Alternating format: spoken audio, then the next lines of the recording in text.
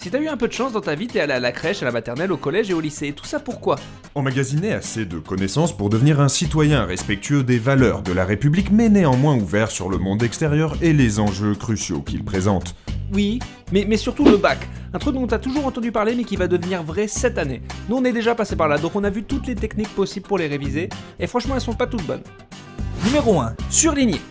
Technique qui consiste à acheter plusieurs feutres de la couleur des vêtements de Prince et de colorier ses cours. En gros c'est fait pour aller à l'essentiel, mais on se retrouve souvent à surligner l'intégralité de son cours, et donc peut-être fallait mieux l'écrire directement au feutre parce qu'on aurait gagné du temps. Les surligneurs surlignent leurs bouquins, les annales et même les petits post-it qu'ils ont mis au-dessus de leur lit. L'astuce de Topito. Faites des résumés de paragraphes qui tiennent sur une ligne et surlignez ceci. Et c'est tout.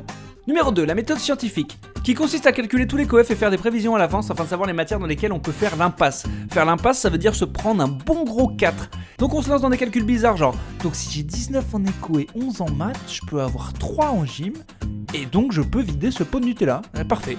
L'astuce de Topito.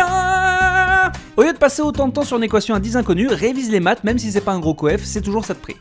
Numéro 3, la technique à l'arrache. Les gens qui sont à l'arrache sont des sortes de bipolaires qui passent toute leur année en mode cool, mais pas cool, genre tellement cool qu'on a envie de leur mettre des petites claques comme ça pour les réveiller. Tu sais, le genre de gens qui sortent, révisez pas les mecs, on aura le temps. Alors que c'est dans une semaine l'épreuve, donc on n'a pas le temps. Et ces gens changent de personnalité à peu près 12 heures avant l'épreuve. Quand ils t'appellent et qu'il faut t'as pas les cours, ils vont passer la soirée à réviser en pensant que... On sait jamais, sur un malentendu ça peut marcher. Sauf que pendant l'examen, ils font ça. Et franchement, vu ce qu'ils avaient retenu du cours, c'est pas plus mal. L'astuce de Topito. Il faut être cool, c'est même essentiel de pas stresser pour rien. Mais si t'as besoin de 8 cafés pour te réveiller le matin de l'épreuve, c'est que t'as raté un truc. Numéro 4, la méthode du pari. Les parieurs sont un peu des mélanges du numéro 2 et du numéro 3. Ils veulent pas le faire grand chose, mais ils veulent rentabiliser ce pas grand chose au max. Un peu comme ces gens qui font all-in parce qu'ils ont une paire de 10. En gros, ils ont étudié toutes les annales depuis 10 ans afin d'anticiper les sujets qui allaient tomber cette année.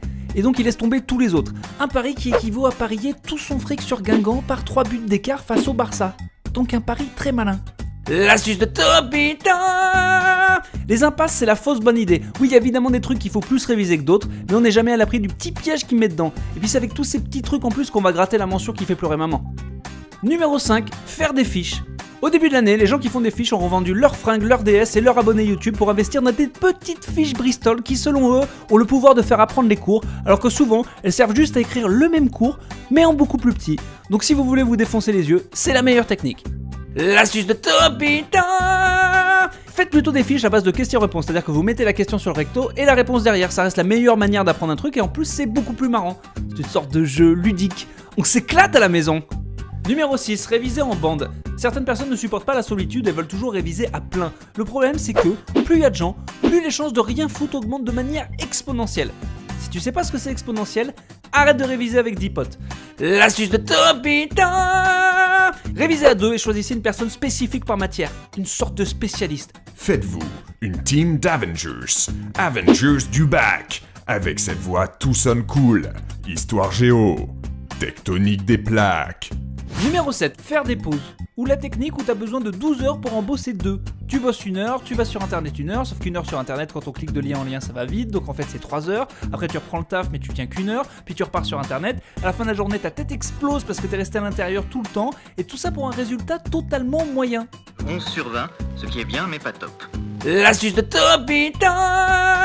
Saccader son travail c'est bien, mais faire des sessions trop courtes c'est nul. Mieux vaut faire une grosse matinée de travail avec une petite pause au milieu pour mieux sortir l'après-midi pour gambader dans les champs ou à Auchan si t'as pas de champ près de chez toi.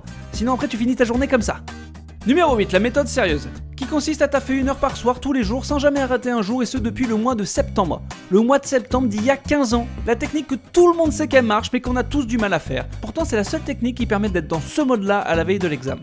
L'astuce à Topito. Oui bon celui-là j'avais pas envie de le dire bien, voilà. Prenez une machine à remonter le temps et faites cette technique, exactement ça. Ou alors si vous avez un poil de retard, faites ça tous les jours à partir de maintenant en multipliant les heures par 3. Allez 2. Voilà, bonne chance à ceux qui passent le bac et bravo à ceux qui l'ont déjà, même si c'était il y a 10 ans, si vous avez bien bossé. Si vous avez besoin d'autres techniques pour réviser, sachez que vous pouvez aller sur le Tumblr quand je passe le bac où vous trouverez plein de petits conseils pour réussir vos épreuves, mais aussi plein de tops pour vous détendre un petit peu pendant vos révisions. Allez, à bientôt sur Topito. Ah et puis c'est pas parce que tu révises que tu faut oublier de s'abonner à Topito. Ah bah oui, tu cliques et tu t'abonnes. Parce que nous on a des familles de top à nourrir et tout, et donc, tu veux pas t'abonner, s'il te plaît.